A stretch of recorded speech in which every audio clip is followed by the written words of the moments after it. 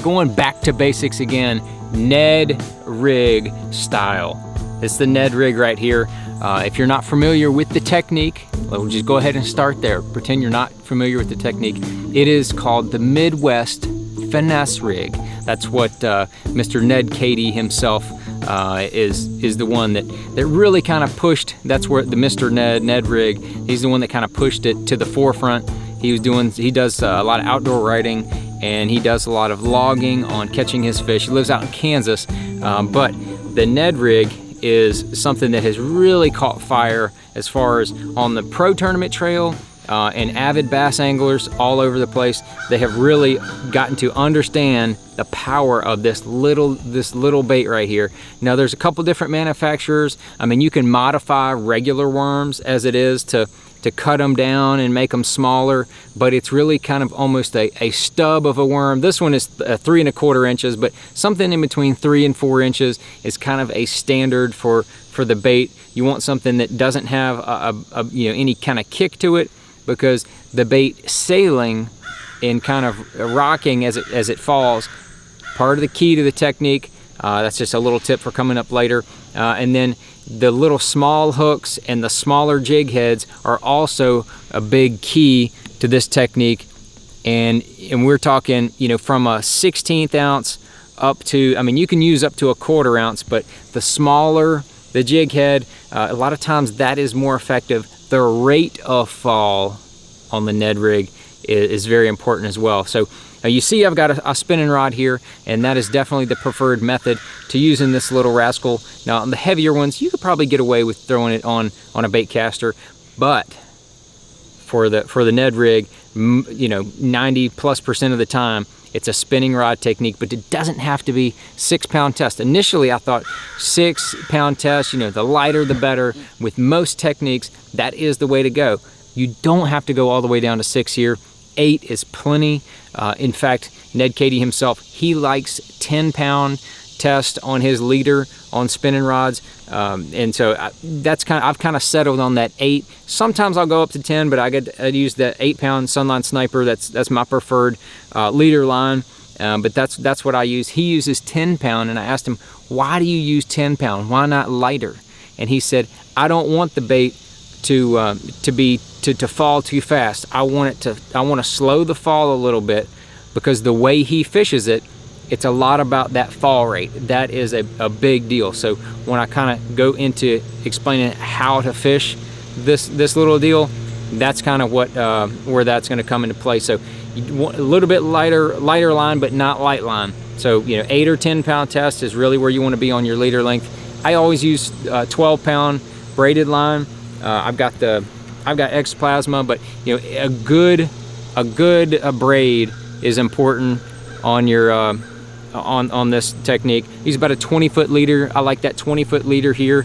Helps keep the bait down, gives you that little bit of shock absorbency that you want. And I like a longer rod. I think at least a 7-foot medium action spinning rod is what you want. You don't want to have too short of a rod, because you just don't get as much leverage on the little Ned Rig. And plus the longer rod can also help you when you're hooking up with those fish and fighting them with that somewhat lighter line. I've kind of settled on 7-foot 3-inch medium action is what I use. This is casting rods. I use a lot of casting rods, but a 7-foot 3 I think is kind of the perfect range. 7.2, 7.3, 7.4, somewhere in there to me has been. 7.6 is a little cumbersome for the Ned Rig, in my opinion. You can get away with it and use it, but 7.3 is kind of where I've settled. 7-foot is okay. And of course, with any spinning rod technique, you want to make sure that you have basically the best spinning reel that you can buy, because the drag is real important. You want to be able to set that drag and make sure it's nice and smooth. This is a Daiwa ballistic reel. You don't have to go. You can get a Tatooler or whatever, but that Daiwa ballistic is a real good reel. The 3000 size, no matter what kind of reel you have, that 3000 size, in my opinion, for this technique is key. You don't want to go with a 2500 or 2000, which has a little bit smaller spool size. I just think that little bit larger spool size helps the line, because again, we're going with that 8 or 10 pound on your leader, help it cast a little bit. So okay, We've talked about the setup. You got your, you understand. We're using the lighter jig heads. This is a lot of the questions I do get on the jig head is, what jig head do you fish?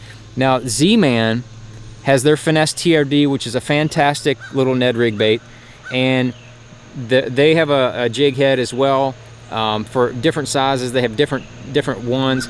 All those work just fine, work great. This one happens to be a Gamakatsu Finesse jig head. This is a 1/8 ounce. That's a good place to start. A 3/32. I'll probably fish a 3/32 when I'm fishing less than 10 feet of water the most, as far as a size goes. And then they've got a little Gamakatsu hook in there, which is a fantastic hook to use. Extremely sharp, extremely strong. But this bait is actually a missile bait. It's Ned Bomb.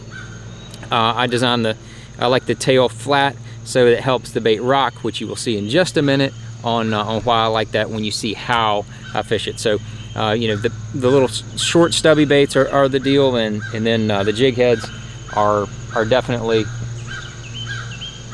something people ask a lot of questions about. So okay, here we are. We're fishing down the bank. A lot of people have replaced the shaky head with the Ned Rig because they feel like it catches more fish. So this is kind of a typical shaky head type bank. The fish are going to be, let's say in 3 to 5 feet of water. We're going to cast it out, and we're going to let that bait fall all the way to the bottom. And as you can see, it's still sinking, still sinking. Goes all the way down there. It's on the bottom now. So unlike a shaky head where you're going to throw it out there, let it sink, and then drag it along the bottom, maintaining that bottom contact, this is a different deal. You can fish a Ned Rig like that and catch fish. It's okay. But once I started, you want to just lift that bait up and then just kind of let it pendulum. You're going to reel up your slack as that bait is kind of pendulum them back down. Just lift it up, let it pendulum back down. Boom, hit the bottom again. I'm just going to kind of do little short lifts and reel up my slack and let that bait fall back down. And as you, that's how Ned Katie fishes it. The majority, he calls it the lift and fall. And what it does, the bait, you're pulling it up off the bottom. The little Ned Rig is kind of sailing on the way down. It's kind of drifting, if you will.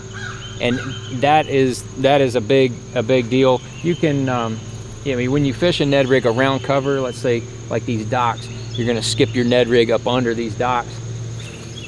You're gonna, get over there, skip it up under there. A lot of your bites are gonna be on that initial fall. So you're gonna watch that line going all the way to the bottom, and then you're just gonna lift it up, little short lifts. You're not snatching it, you're not ripping it. I mean, you can experiment with how hard you do that pull, but you don't need to. Oh, I had a brim pecking away at it, lifting up there. But that's kind of it. You can fish a Ned Rig in a foot of water. You can fish it in creeks. Unbelievable creek bait. I mean, like for smallmouth and in a lot of the big rivers that they have tons of smallmouth in, especially on the East Coast, man, they catch a pile of fish on a Ned Rig. And even in the bigger lakes, deeper water, we're talking 15, 20, 30 feet. Go a little bit heavier, you can get that Ned Rig down there, give them a totally different look than just that drop shot, which they've all become accustomed to seeing. So the Ned Rig is something that you can really experiment with, fish a bunch of different ways, get the right setup, kind of understand it. It's not a throw and drag deal. It's not a Carolina rig. It's not a drop shot. You're gonna throw it over there, reel it, kind of let it go through the water column, and lift it up, let it go back down, lift it up, let it go back down. But I'll tell you one other key kicker, one other key deal: suspended fish. For suspended fish, it can be a trick as well. And for that, you're gonna throw it out there. Just throw it out there. We're shallow here, but you're gonna throw it out there, let it sink to about where the desired depth is. And we're not a heavy jig head. We're staying with those lighter jig heads. And then you're just gonna reel it. Now you might say that's the dumbest thing I've ever seen. Try it first. Try it first, especially in the winter time when the fish don't want something you know, bouncing around real fast. They don't want a lot of action. That Ned rig, just reeling it real slow. It's just got a slow, easy little quiver to it. That can be key as well. So just another way to fish the Ned rig. But I think that, you know, anglers in general have just started to scratch the surface on all the potential of the Ned rig, because it is small. It looks, in my opinion, it looks just like a little teeny tiny crawfish, which all bass absolutely love: spotted bass, largemouth, and smallmouth. And I have caught all three species, quite a good number of them now on the Ned rig, and I'm gaining more and more confidence on this Ned rig, not only as a viable technique to work into, but as a, you know, it's becoming one of my go-to techniques. So definitely learning the basics of the Ned rig is very, very key.